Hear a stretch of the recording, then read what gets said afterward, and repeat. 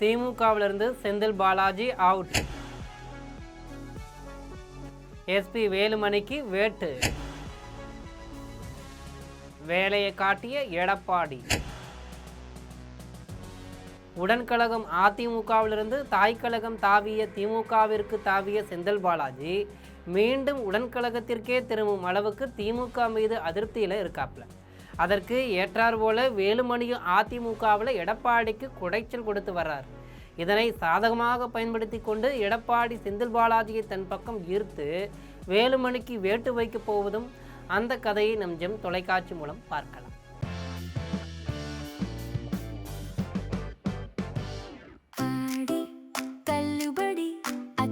பேரும் 6 முதல் 60% வரை ஆடி தள்ளுபடியுடன் சூப்பர் சரவணா ஸ்டோர்ஸ், சென்னை, மதுரை, கோவை.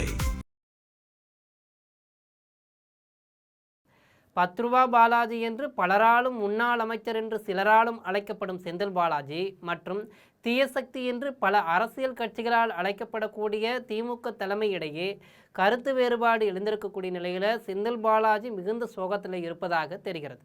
இதனிடையே சமயம் பார்த்து செந்தில் பாலாஜி மீண்டும் அதிமுக பக்கம் கொண்டு வந்து எஸ்பி வேலுமணிக்கு செக் வைக்க எடப்பாடி பழனிசாமி காய் நகர்த்தி வருவதாகவும் தற்போது தகவல் கசிந்திருக்கிறது. சட்டசபை தேர்தலில் திமுக படுதோல்வி அடைந்த பின் முன்னாள் அமைச்சர் செந்தில் பாலாஜி ஓரங்கட்டப்பட்டு வர்றார். ஏற்கனவே இருக்கும் டாஸ்மாக் வழக்கு, எம்எல்ஏக்களிடம் குதிரை பேரத்தில் ஈடுபட்டதாக புதிய வழக்கு, லஞ்ச ஒழிப்புத்துறை சோதனை என்று செந்தில் பாலாஜி கைது செய்ய வேண்டும் என்பதில் முதல்வர் விஜய் ஆர்வமுடன் தீவிரமாக திட்டம் தீட்டியும் வரார். ஆனாலும் செந்தில் பாலாஜி நீதிமன்றம் மூலமாக முன்ஜாமீன் பெற்று விசாரணைக்கு சென்று தப்பித்து விடுறாப்புல. செந்தில் பாலாஜி மீது பிடி இறுகியிருப்பதால் சட்டசபையிலும் கூட அமைதியாகவே இருக்காப்புல. இதனிடையே செந்தில் பாலாஜியை திமுக தலைமை கைவிட்டு விட்டதாக பேச்சுக்கள் அவ்வப்போது கிசுகிசுத்தது. ஏனென்றால் செந்தில் பாலாஜி தொடர்புடைய இடங்களில் லஞ்ச ஒழிப்புத்துறை சோதனையில் ஈடுபட்டது.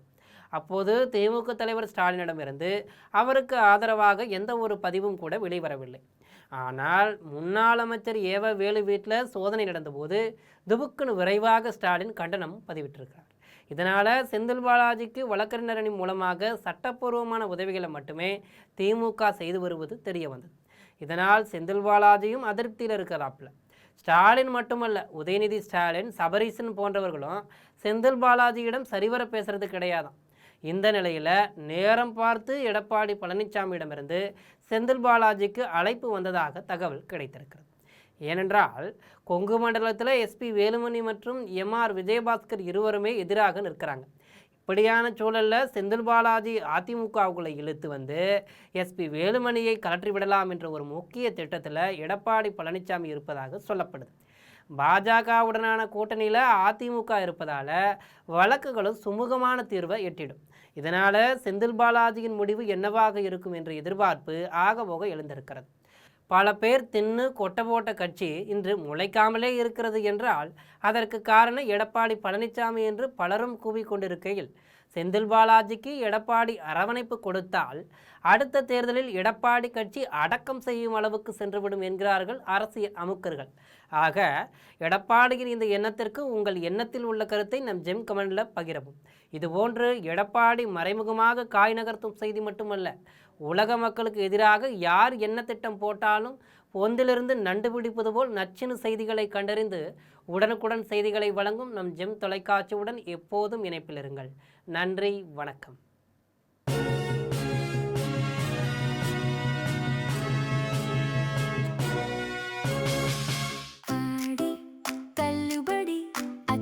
பேரும் 6 முதல் 60% வரை ஆடி தள்ளுபடியுடன் சூப்பர் சரவணா ஸ்டோர்ஸ், சென்னை, மதுரை, கோவை.